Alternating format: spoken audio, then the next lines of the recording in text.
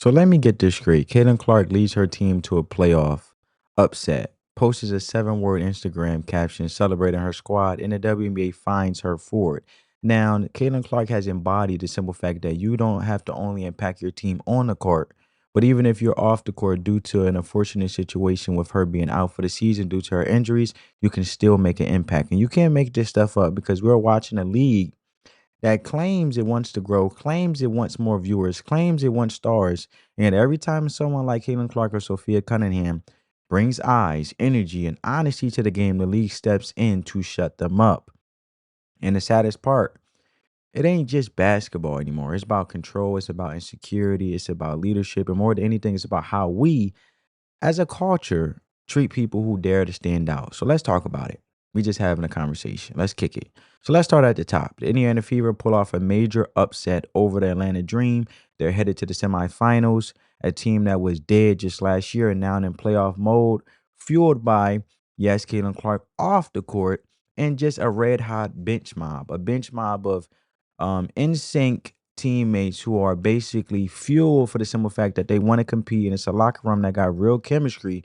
And this wasn't just any win, it's a coming of age moment and a message to the league: we're not here to be cute and lose close games, we're here to compete. And now what should have been the headline, the Fever's rise, the you know the young team of the Indiana Fever stepping up, Caitlin leading the charge despite being fouled harder than a street ball game with no refs and out for the season. But no, the headline became a $200 fine. And after the game, Caitlin Clark gets on Instagram and posts, as you guys can see, ref couldn't stop us. That's it. No slurs, no attacks, just a fired up caption celebrating the team and taking a jab at what was, let's be honest, horrific officiating. But it's also, we all know, trash talk, right? Trash talk, whereas though you challenge the other person and iron sharpens iron. And we all know when you're competitive and you're, passionate in your sport and whatever the case may be, um, that is a thing that you do, right? You talk trash to hopefully add an impact positively to, push the other party to compete, and let alone that challenge taking place of you proposing a challenge through trash talk is a way you make each other better. And right there, you could feel it, the temperature in the room shift. And she gets fined $200 for this, basically. And this wasn't about the money. This was about the message. Sit down, shut up, don't call us out. And here's the irony: it only made the WNBA look worse, in my opinion, because when your league's officiating is already a meme and you find the one person willing to say what every fan is already tweeting, you don't look strong, you look weak in regards of basically trying to punish instead of having dialogue that's productive enough to iron things out. Let's not just punish those, but actually come to a solution. And then, if you have the dialogue, at least, even if y'all agreeably disagree, there's still a solution in regards of resolving the issue, because now we have understanding. Then, if she was to do this after y'all guys have talks with the front office and the Kathy Engelbert, the commissioner of the WNBA, then I can see why the fine may have occurred. But this is not the case here. And of course, Sophia Cunningham, the WNBA's rising personality, sees the fine and immediately mocks it. As you guys can see right here, she says, you know, she retweets it, cracks a joke, starting to GoFundMe. That's really going to break the bank for her, starting to GoFundMe now. Hilarious, sarcastic, and let's be honest, absolutely um, hilarious, with the sarcasm. And she's been fined herself for speaking up on TikTok. And this isn't new. This is a pattern.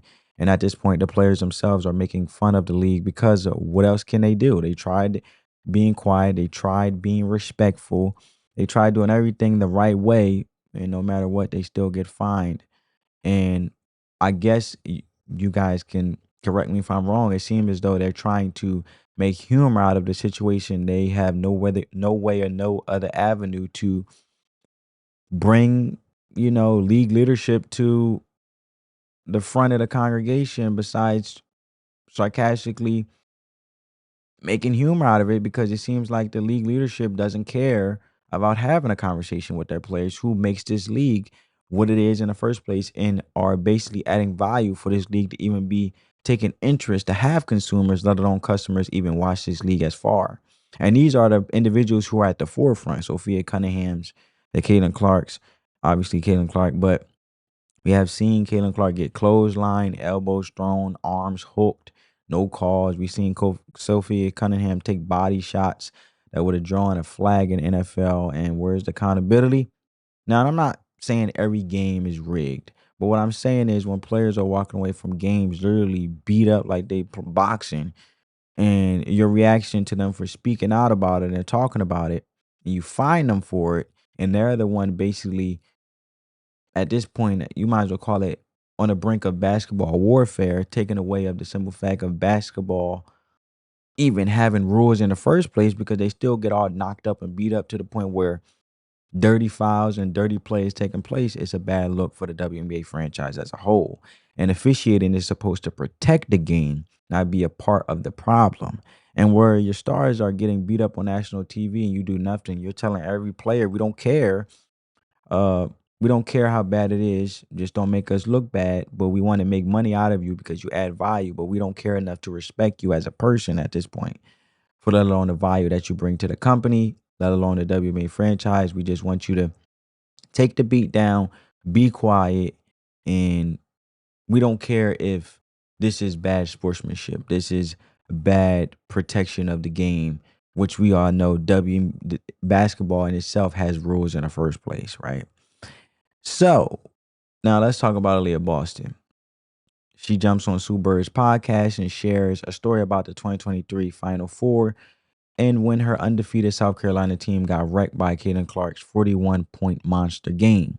And Boston says, and I quote, "You didn't have to do all that." She was joking, of course, but it shows something else. Respect, even when you lose. And she didn't drag Clark. She didn't make excuses. She said, "It hurt, but now we're on the same team." And that right there, that's how you lead. But then you got people online acting like Clark's not even needed. Like the Fever would have been fine without her. And I'm sitting here like, did y'all forget that? Did y'all forget they had the number one pick for a reason? So they were 8-5 with Clark, and you take away those wins, they missed the playoffs. If you just do basic math. So here we are. Um, this is what she had to say. When the Indiana Fever shut down Caitlin Clark for the rest of the WNBA season, Boston's final games were crucial in finishing the series with 2 straight wins. Just like Clark, she now plays a critical role in the franchise success. The forward joined the team one season before the star guard, and she made it clear she wasn't immediately happy about playing with Clark. And it was always weird. And this is quote, this is what Aaliyah Boston is saying. "It was always weird when you're used to competing against someone." Boston said on Bird Eye's View with Sue Bird that year where we're doing something. And I was like, "Caitlin, I just want to say I'm really upset that you did what you did in the Final Four game." Right? And Boston is referring to the 2023 Final Four. And she was basically, in her words, was like, "You didn't have to do all that. You didn't have to go 40 on our dome."